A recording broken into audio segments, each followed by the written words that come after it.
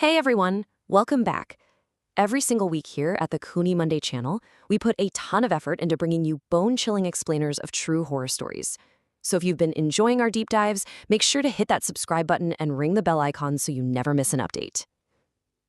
Today, we are unpacking a deeply unsettling, true account submitted by one of our very own subscribers, a 25-year-old named Sahil. This isn't your average campfire ghost story, guys. It's a fascinating, terrifying case study in local folklore, psychological manipulation, and the immense power of extreme grief. We're going to use the exact details from Sahil's account to reconstruct the nightmare that unfolded on a dark, isolated mountain road. Are you ready? Let's get started. You are the moon. You are my sun. You are the star of my eyes. I mean, it reads like a beautiful, comforting childhood lullaby, right? Something that made us feel safe when we were kids, but now, imagine hearing this exact lullaby at 3:30 in the morning in a freezing, dimly lit hotel room. Sahil describes waking up to see his friend, Samai, standing dead still in front of a mirror, singing this to his own reflection. And it wasn't a comforting scene at all. Samai's eyes were blood red, and his voice carried this deeply unnatural, chilling tone. Talk about jarring, right? An innocent lullaby totally twisted into absolute terror. So how did a simple vacation lead to this 3:30 a.m. nightmare? Well, to understand that, we have to rewind a bit. Okay, let's dive right into this trip. Last month, Sahil and 3 of his friends, Chirag, Arun, and Same, took sudden time off from work to visit Manali. But honestly, this wasn't just a joyous holiday. The crucial context here, and you gotta keep this in mind for the whole explainer, is profound grief. Just 3 or 4 months prior, Samai's younger brother tragically died when he was hit by a car during a school trip. Same, who was usually the life of the party, the guy making everyone laugh, was completely shattered and withdrawn. His friends brought him to Manali, hoping to remind him of the good old times and pull him out of that dark place.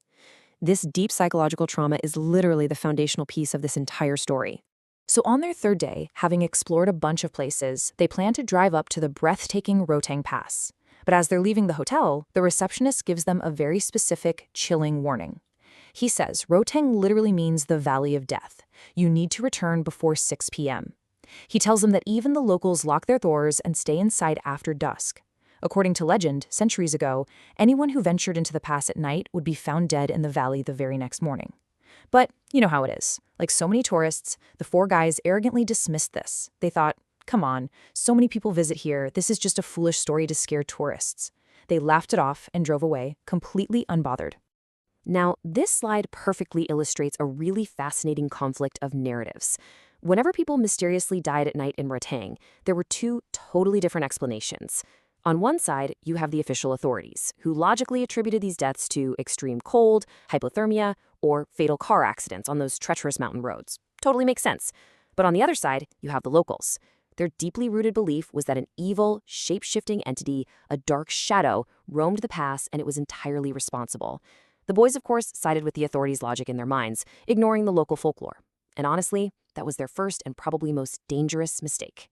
Fast forward a bit, the friends reach Rohtang, spend a few hours trekking, and eventually decide to head back because it's getting dark and foggy. Now it's about 9:15 p.m. The tourists are entirely gone. It's just them, and a heavy, blinding fog has completely swallowed the mountain road. They're creeping along at a dangerously slow speed of barely 30 kilometers per hour.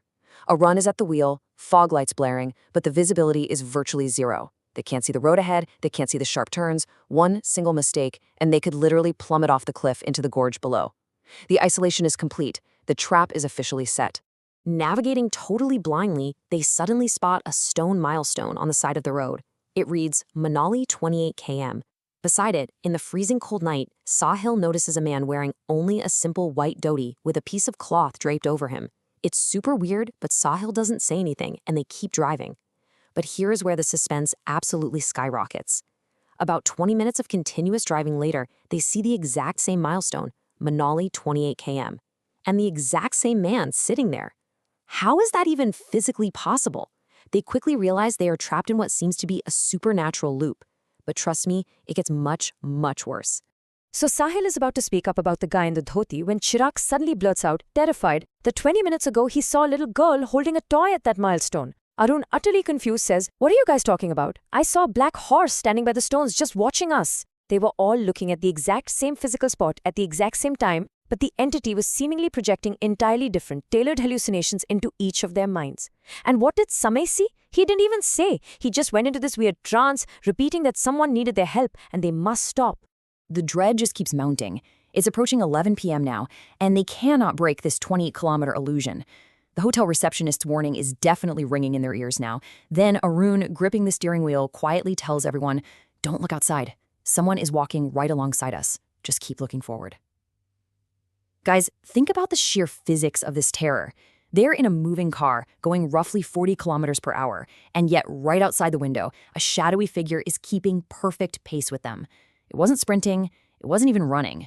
It was just walking, effortlessly matching the speed of their car. When they finally glanced over, they didn't see some classic monster. They saw a 15-year-old boy. His clothes were completely caked in thick mud, and his face was severely injured, bruised and battered. The sight was absolutely horrifying.